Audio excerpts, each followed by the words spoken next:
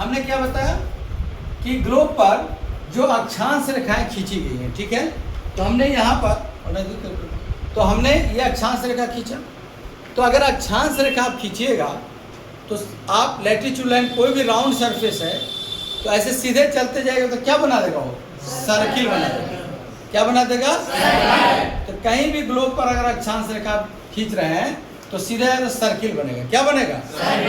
तो ये 0 डिग्री है और ऊपर जाएंगे तो कहाँ तक जाएंगे? 90 डिग्री। और नीचे भी जाएंगे तो कहाँ तक? 90 डिग्री। क्यों?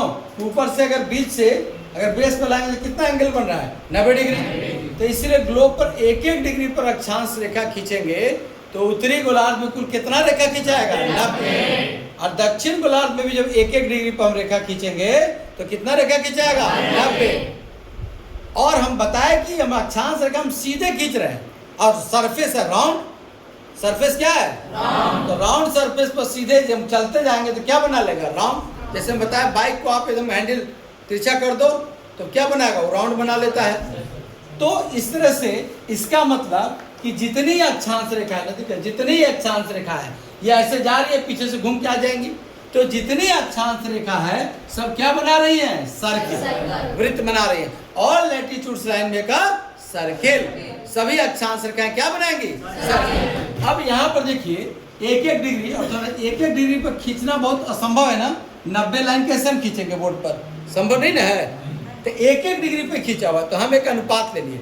हम 1 डिग्री ना लेकर हम कितना डिग्री पे खोज रहे हैं? 10। हम 90 तक ले जाना है तो 10, 20, 30, 40, 50, 60, 70, 80 और 90। उसी तरह से नीचे भी चलेंगे 10, 20, 30, 40, 50, 60, 70, 80 और 90। थोड़ा दिखाइए तो 10 जूम करके नजदीक करिए। 10, 20, 30, 40, 50, 60, 70, 80 और 90। तो ऊपर में कितने रेखाएं खिंचाएंगे? कुल 90। नीचे में कुल कितने? 90, 180 और 0 डिग्री।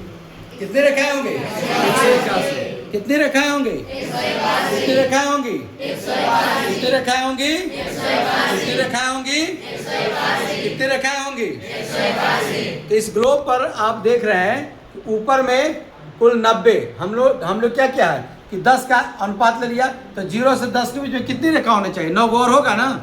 10 से 20 के बीच में भी 9 होगा, 20 से 30 के बीच में भी होगा। तो इस तरह से आप अब देखिए इस अक्षांश रेखा में क्या दिख रहा है।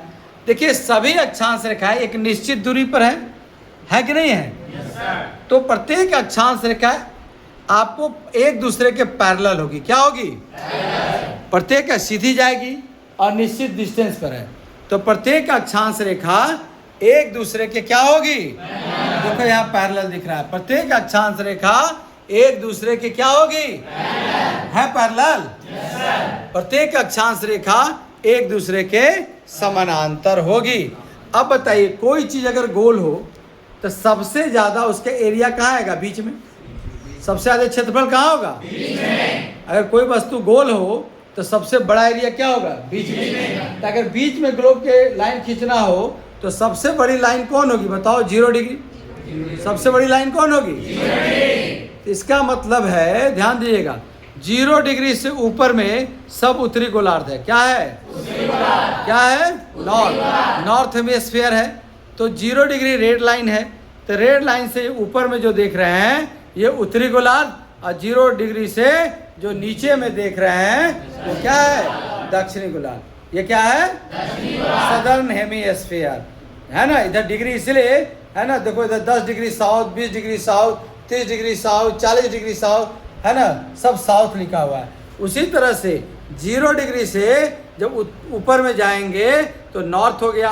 तो 10 डिग्री नॉर्थ, 20 डिग्री नॉर्थ है ना, इस तरह से नॉर्थ जा रहे हैं और हम 90 डिग्री नॉर्थ। तो ये ग्लोब को 0 डिग्री, इस 0 डिग्री का एक नाम है विषुवत रेखा।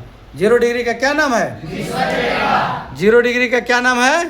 तो 0 डिग्री से ऊपर जाएंगे तो नॉर्थ होगा और 0 डिग्री से नीचे जाएंगे तो south. 10 degree, 20 degree south, 30 degree south, 40 degree south, ठीक है, 50 degree south, 60 degree south, 70 degree south, 80 degree south और इस तरह से 90 डिग्री साउथ। तो विषुवत रेखा यानी कि जो इक्वेटर लाइन आप देख रहे हैं ये पूरे है ना ग्लोब को दो भागों में बांट रहा है। ऊपर वाला भाग उत्तरी गोलार्ध और दक्षिण वाला भाग दक्षिण गोलार्ध। तो जो अक्षांश रेखाएं होती हैं वो क्या होती हैं? एक दूसरे के समानांतर होती हैं। और सभी अक्षांश रेखाएं क्या बनाएंगी? वृत्त बनाएंगी, सर्किल बनाएंगे। क्या बनाएंगी? क्या बनाएंगी? अब देखो ये बीच में सबसे ज्यादा जगह है, तो सबसे लंबी अक्षांश रेखा कौन हो जाएगी? 0 डिग्री। सबसे बड़ी लैटिट्यूड लाइन कौन हो जाएगी? विषुवत रेखा। और 0 डिग्री और सारी विषुवत रेखा, सारी लैटिट्यूड लाइन, सारी अक्षांश रेखाएं सर्किल बनाती है, वृत्त बनाती है। तो सबसे बड़ा वृत्त किसका बनेगा बताओ? 0 डिग्री का बनेगा कि 80 डिग्री का बनेगा? 0 डिग्री का बनेगा सबसे बड़ा वृत्त कि 80 डिग्री का बनेगा? जल्दी बताओ। 0 डिग्री का। क्यों? कि जैसे जैसे हम 0 डिग्री से उत्तर की तरफ जाएंगे, 10, 20, 30 होते हुए हम जैसे जैसे देखो जा रहे हैं, वैसे वैसे देखना अक्षांश रेखाओं की लंबाई क्या होते जा रही है? घटते जा रही है। क्या होते जा रही है? दोनों गोलार्धों में। देखो 0 डिग्री के बाद 10 डिग्री छोटी हो गई, उससे 20 डिग्री छोटी हो गई, उससे 30 डिग्री छोटी हो गई, 40 डिग्री छोटी हो गई, 50 डिग्री छोटी हो गई, 60 डिग्री छोटी हो गई। इस तरह से हम जैसे जैसे नीचे जा रहे हैं वैसे वैसे अक्षांश रेखा देखो 70 डिग्री और 80 डिग्री देखो, है ना छोटा? है कि नहीं? 70 डिग्री और 80 डिग्री। तो जैसे जैसे हम ग्लोब पर या अक्षांश रेखाएं जैसे ऐसे 0 डिग्री से हम उत्तर और दक्षिण की तरफ जाते जाएंगे, वैसे वैसे अक्षांश रेखा लैटिट्यूड्स लाइन छोटी होती जाएगी। इसका मतलब सर्किल भी छोटा होता जाएगा। तो एक चीज तो हमने देखा। अब देखिए इसका मतलब आंसर क्वेश्चन क्या रहेगा? जब हम 0 डिग्री से हायर लैटिट्यूड की तरफ जाते हैं, हायर लैटिट्यूड मतलब 0 डिग्री से हायर क्या हो गया? 10, उससे हायर क्या हो गया? 20, 30, 40, 50, 60, 70, 80 और सबसे उच्च लैटिट्यूड क्या हो गया? 90। यानी कि जब हम 0 डिग्री से हायर लैटिट्यूड दोनों गोलार्धों में जाते हैं, जब 0 डिग्री से हायर लैटिट्यूड अर्थात जब 0 डिग्री से उच्च अक्षांशों की तरफ हम जाते हैं, तो वैसे वैसे अक्षांश रेखाओं की लंबाई घटते जाती है। वैसे वैसे लैटिट्यूड्स लाइन घटते जाता है। ये फाइनल करो। वैसे वैसे लैटिट्यूड दोनों, वैसे वैसे लैटिट्यूड्स लाइन क्या होती है? छोटी होती जाती है। इसका मतलब कि जैसे जैसे हायर लैटिट्यूड मिलेगा उसका सर्किल क्या होगा? छोटा। उल्टा बदल दो। जैसे जैसे हम हायर लैटिट्यूड से नीचे आते हैं, 80 से हम 70 आ गए, 70 से 60 आ गए, वैसे वैसे हमारी लैटिट्यूड लाइन बड़ी होती है, वैसे वैसे अक्षांश रेखाएं बड़ी होती जाएंगी। तो सभी अक्षांश रेखाएं क्या होती है? समानांतर होती है। सबसे बड़ी अक्षांश रेखा क्या होगी? 0 डिग्री, जिसको क्या बोलते हैं? विषुवत रेखा। और क्या बोलते हैं? Equator line. ठीक है। तो 0 डिग्री सभी अक्षांश रेखाएं एक सर्किल बनाएंगी। जैसे जैसे ऊपर जाएंगे अक्षांश रेखाएं छोटी होती जाएंगी। एक चीज और देखिए, सूर्य की रोशनी, सूर्य की रोशनी जो सबसे ज्यादा पड़ती है वो कहाँ पड़ती है? 0 डिग्री पर। तो याद रखिएगा जैसे जैसे हम 0 डिग्री लोअर लैटिट्यूड से हायर लैटिट्यूड की तरफ जाएंगे, सूर्य की रोशनी भी कमते जाएगी। क्या जाएगी? इसीलिए आपको ध्रुवों पर क्या होता है? ठंडा होता है और सब हमेशा बर्फ जमा होता है। सालों बर्फ क्या होती है? वहाँ बर्फ जमी होती है। तो जैसे जैसे हम 0 डिग्री से उच्च अक्षांशों की तरफ जाएंगे, वैसे वैसे तापमान घटता जाएगा, टेम्परेचर घटता जाएगा। और जैसे जैसे हम उच्च अक्षांशों से नीचे लोअर लैटिट्यूड पाएंगे, तापमान बढ़ता जाएगा। और देखो जहाँ तापमान सबसे ज़्यादा होगा जो 90-80 डिग्री, तो वहाँ सालों भर बर्फ जमा रहेगा। तो पेड़ पौधे होंगे क्या यहाँ पर? 70-80-90 डिग्री पेड़ पौधे होंगे? सालों भर बर्फ जमा रहेगा। -50 डिग्री टेम्परेचर रहेगा। जहाँ पेड़ पौधे जन्म नहीं लेंगे तो वहाँ क्या आदमी जन्म लेगा? जीव जंतु जन्म लेंगे? लिविंग ऑर्गेनिज्म जन्म लेंगे?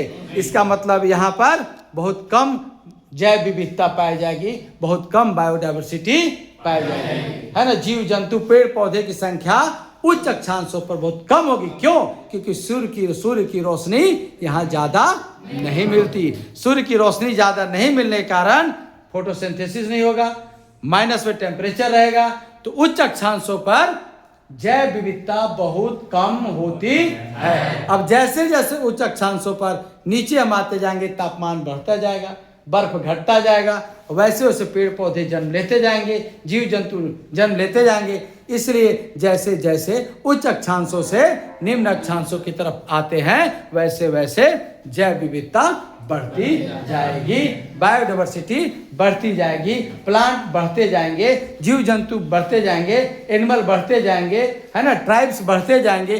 तो सबसे ज्यादा इसका मतलब जैव विविधता किस लाइन के आसपास होना चाहिए? किस लाइन के आसपास? 10 डिग्री नॉर्थ और 10 डिग्री साउथ जो आप देख रहे हो ना, इस क्षेत्र को विषुवत रेखीय प्रदेश बोलते हैं। क्या बोलते हैं? इक्वेटर लाइन तो 0 डिग्री को बोलेंगे, और 0 डिग्री से ऊपर 10 डिग्री, और 0 डिग्री से नीचे, 0 डिग्री से 10 डिग्री नॉर्थ और 10 डिग्री साउथ, ये वाला क्षेत्र को बोलते हैं इक्वेटोरियल जोन। क्या बोलते हैं? क्या बोलते हैं? इस क्षेत्र को क्या बोलते हैं? और सूर्य की एवरेज जो टेम्परेचर है, रोशनी है, सबसे ज्यादा विषुवत रेखीय प्रदेश इक्वेटोरियल जोन 10 डिग्री नॉर्थ से लेके 10 डिग्री की साउथ में पाई जाती है सबसे ज्यादा सूर्य की रोशनी। इसलिए पूरे पृथ्वी पर सबसे ज्यादा जैव विविधता, सबसे ज्यादा बायोडाइवर्सिटी किस क्षेत्र में मिलेगा? बताओ, किस क्षेत्र में? हाँ, विषुवत रेखीय प्रदेश में। तो सबसे ज्यादा तापमान कहां पर मिलेगा? बताओ, 10 डिग्री नॉर्थ से लेके 10 डिग्री नॉर्थ से लेके सूर्य की सबसे ज्यादा रोशनी कहां मिलेगी? 10 डिग्री नॉर्थ से लेके, और 10 डिग्री नॉर्थ से लेके 10 डिग्री साउथ के क्षेत्र को क्या बोलते हैं?